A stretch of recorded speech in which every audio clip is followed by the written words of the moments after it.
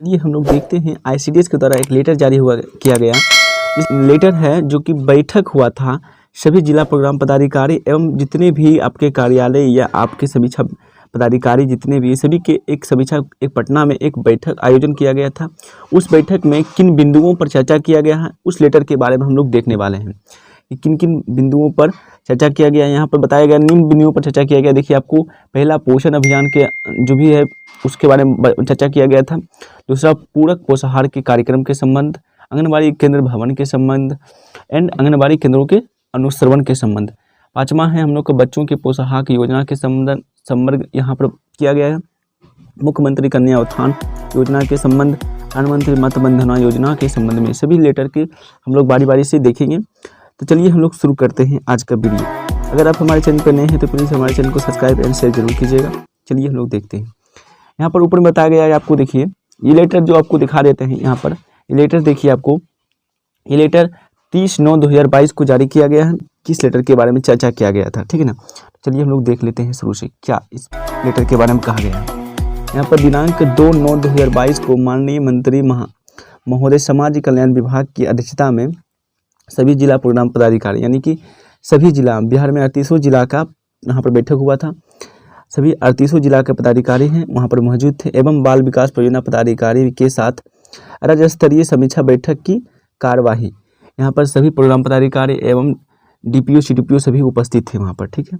और जितने भी आईसीडीएस के वरीय पदाधिकारी हैं सभी उपस्थित थे। यहाँ पर उपस्थिति के संबंध में कहा गया है संघ पत्र के अनुसार बैठक की बिंदु कार्रवाई के संबंध में यहाँ पर बोला गया है। देखिए यहाँ पर आपको दिख रहा है किन बिंदुओं के संबंध में किया गया है। सर्वप्रथम निर्देश दिया जाता है कि आईसीडीएस के द्वारा माननीय मंत्री समाज कल्याण विभाग द्वारा सचिव कल्याण मंत्रालय अधिकारी बाल विकास परियोजना पदाधिकारी सभी के द्वारा ये निम्न बिंदुओं पर चर्चा की गई है जो कि आपको निम्नलिखित दिया गया है।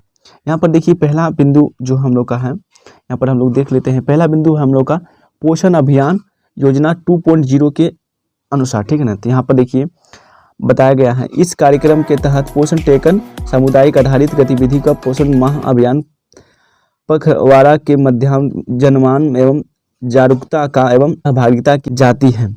वर्तमान में पोषण टेकन एप्लीकेशन पर सभी सेविकाओं के द्वारा 1.14 करोड़ पंजीकृत लाभार्थियों की वृद्धि निगरानी आदि जाती है। यानी कि यहाँ पर बताया गया है कि पोषण टेकन में आप लोगों के द्वारा सभी सेविकाओं के द्वारा यहाँ पर 1.14 करोड़ पंजीकृत लाभार्थियों का वृद्धि निगरानी यानी कि वजन और हाइट दिया जाता है। वो यहाँ पर चर्चा किया गया था। माह अगस्त 2022 तक गृह भवन का प्रतिशत जो भी था वो बताया गया। यानी कि ये जो है आपका अगस्त माह तक बताया गया है। अगस्त माह तक ये बैठक में पूरा चर्चा किया गया है कि आपके कितने प्रतिशत किया गया है वृद्धि निगरानी में।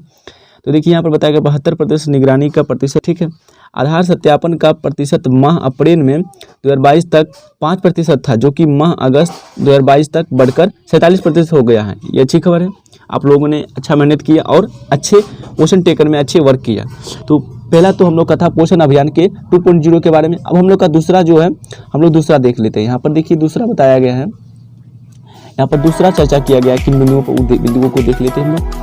पूरक पोषाहार कार्यक्रम के अंतर्गत जो भी चर्चा किया गया यहाँ पर बताया गया हम कि आंगनबाड़ी केंद्र के माध्यम से 6 माह के 6 वर्ष के बच्चों तक समान कुपोषित बच्चों के अति कुपोषित बच्चों एवं सभी गर्भवती महिला शिशुबाहिन महिलाओं को पूरक पोषाहार प्रदान किया जाता है।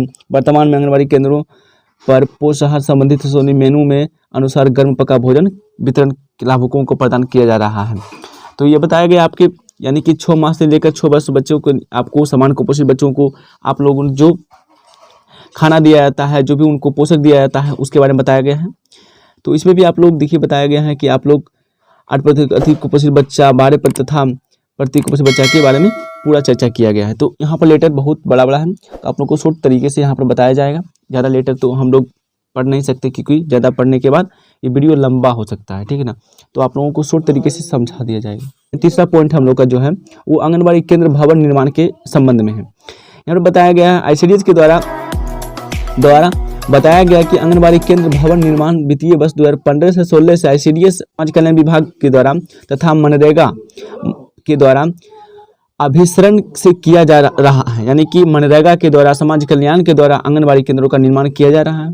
सक्षम आंगनबाड़ी केंद्र पोषण 2.0 के अंतर्गत अनुसार आंगनबाड़ी केंद्र भवन के निर्माण की कुल लागत 12 लाख प्रति केंद्र निर्धारित की गई, यानी कि प्रत्येक केंद्र में 12 लाख रुपये का खर्च किया जाएगा, जिसके अंतर्गत 8 लाख मनरेगा के द्वारा दिया जाएगा और 2 लाख 15वीं वित्त आयोग के द्वारा तथा 2 लाख 50 ICDS के द्वारा वहन किया जाएगा, यानी कि ICDS के द्वारा बनाया जाएगा। ग्रामीण विकास विभाग से प्राप्त प्रतिवेदन के अनुसार अब तक भौतिक रूप से पुनित कुल 372 आंगनबाड़ी केंद्र तथा वित्तीय रूप से पूर्ण 173 आंगनबाड़ी केंद्र, जबकि कुल 663 निर्माणित किया गया है, यानी कि इतने केंद्र को बनाया गया और जो भी केंद्र है वो प्रोसेस में है, ठीक है ना। तो इस प्रकार का ये हम लोग का तीसरा बिंदु था। तीसरे बिंदु पर चर्चा किया गया है आंगनबाड़ी केंद्र निर्माण के संबंध में, ठीक है ना। अब हम लोग का चौथा बिंदु है, ये भी हम लोग देख लेते हैं।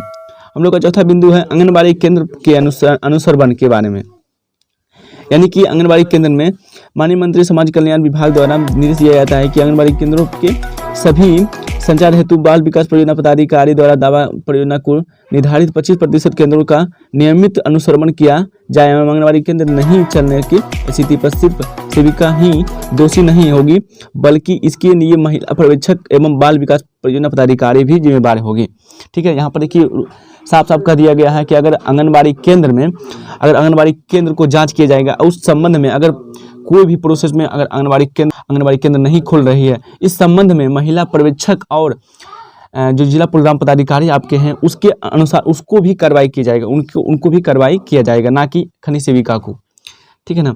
तो आप लोगों के यहाँ पर चौथा है जो आंगनबाड़ी केंद्र के अनुश्रवण यानी कि जांच के संबंध में बताया गया। अब हम लोग पांचवा बिंदु पर देख लेते हैं कि पांचवा बिंदु पर क्या चर्चा किया गया है। तो पांचवा बिंदु हम लोग का है बच्चों के पोशाक योजना, यानी कि पोशाक योजना जो 400 का राशि दिया जाता है उसके संबंध में किया गया है। तो 3 से 6 आयु के वर्ग के बच्चों को 400 रुपया वार्षिक लागत की दर से पोशाक की राशि दी जाती है। वित्तीय वर्ष 21 से 22 में स्कूल पूर्व शिक्षा प्राप्त कर रहे कुल 3,85,497 बच्चा लाभुकों को खाते में RTGS और DBT कैंपस के माध्यम से राशि दी जा रही है, ठीक है ना। इस प्रकार का राशि आपको दिया गया है, यानी कि सेविकाओं के खाता में दिया गया और कुछ DBT के माध्यम यानी कि बच्चों के खाता में दिया गया पोशाक का राशि। तो इस प्रकार आप लोगों का पांचवा बिंदु का चर्चा किया गया है। वह बिंदु पर बताया गया मुख्यमंत्री कन्या उत्थान योजना के अंतर्गत चर्चा किया गया है। इस योजना के अंतर्गत आंगनबाड़ी केंद्र के माध्यम से पोषक क्षेत्र की गर्भवती महिलाओं को प्रथम 2 बच्चों के 2,000 रुपया एवं आधार पंजीकृत के उपरांत 1,000 रुपया देने का प्रावधान है। तो इस प्रकार बताया गया है कि मुख्यमंत्री कन्या उत्थान की योजना अंतर्गत सभी आंगनबाड़ी केंद्रों को इस प्रकार का चर्चा मिला जाता है। यहाँ पर देखिए किस किस आंगनबाड़ी केंद्र में कितनी बार दिया गया है यहाँ पर बताया गया है, ठीक है ना। इस फॉर्म में बताया गया। आप लोगों को समय के अनुभव हम आप लोगों को पूरा फॉर्म को पढ़कर नहीं बताया जा रहा। आप लोगों को अगर ये PDF चाहिए तो आप हमें कमेंट कीजिएगा, आपको ये PDF दे देंगे हम, ठीक है ना। तो चलिए हम लोग देख लेते हैं यहाँ पर सातवां क्या है। प्रधानमंत्री मातृ बंधना योजना के अंतर्गत बताया गया है। 7वें बिंदु पर प्रधानमंत्री मातृ बंधना योजना के अंतर्गत चर्चा किया गया। प्रधानमंत्री मातृ बंधना योजना अंतर्गत गर्भावस्था के दौरान कार्य क्षेत्र में की पूर्ति उद्देश्य आंगनबाड़ी केंद्रों के माध्यम से पोषक क्षेत्र में रहने वाली गर्भवती महिलाओं की 3 किस्तों में जो 2,000 और एवं 1,000 रुपया राशि का भुगतान किया जाता है। इस संबंध में भी चर्चा किया गया है। यहाँ पर देखिए अनुपालन में संबंधित नोडल पदाधिकारी, जिला प्रोग्राम पदाधिकारी, बाल विकास परियोजना पदाधिकारी सभी का इस प्रकार का चर्चा किया गया है। हम लोग का लास्ट बिंदु है आठवां बिंदु पर चर्चा किया गया जिला प्रोग्राम पदाधिकारी के अंतर कार्यालय के लंबित वाद, इस पर चर्चा किया गया है। ये मुख्य बिंदु है। हम देख लेते हैं ये बिंदु के बारे में क्या कहा गया है। आंगनबाड़ी सेविका सहायिका चयन के दौरान प्राप्त शिकायतों की सुनवाई के समय निष्पादन हेतु समय समय पर निर्गत मार्गदर्शित के आलोक में बाल विकास परियोजना पदाधिकारी एवं जिला प्रोग्राम पदाधिकारी के कार्यालय में लंबे समय से बाध एवं लंबित रहे इन वादों को निष्पादन में आ रही कठिनाई के संबंध में जिला प्रोग्राम पदाधिकारी गया को साक्ष्य के आधार पर अतिशीघ्र निष्पादन करने का कहा गया है। यानी कि जो भी आंगनबाड़ी के द्वारा अपने जो भी शिकायत है या कोई भी कार्रवाई है वो जो निष्पादित अभी जो पेंडिंग में है वो कार्रवाई को जल्द से जल्द पूरा किया जाए, ये भी चर्चा किया गया है। PDF को पढ़ना चाहे होंगे तो आप लोग आसानी से पढ़ सकते हैं, आसानी से पूरा PDF को, तो आपको PDF हम प्रोवाइड करवा देंगे। अगर आप लोगों को अगर आप लोगों को ये PDF चाहिए तो आप हमारे व्हाट्सएप ग्रुप पे ज्वाइन कर लीजिए, वहाँ पर आपको ये ग्रुप का PDF मिल जाएगा। तो आज के लिए इतना ही। अगर आप हमारे चैनल पर नए हैं तो प्लीज़ हमारे चैनल को सब्सक्राइब एंड शेयर करें। जय हिंद, जय भारत।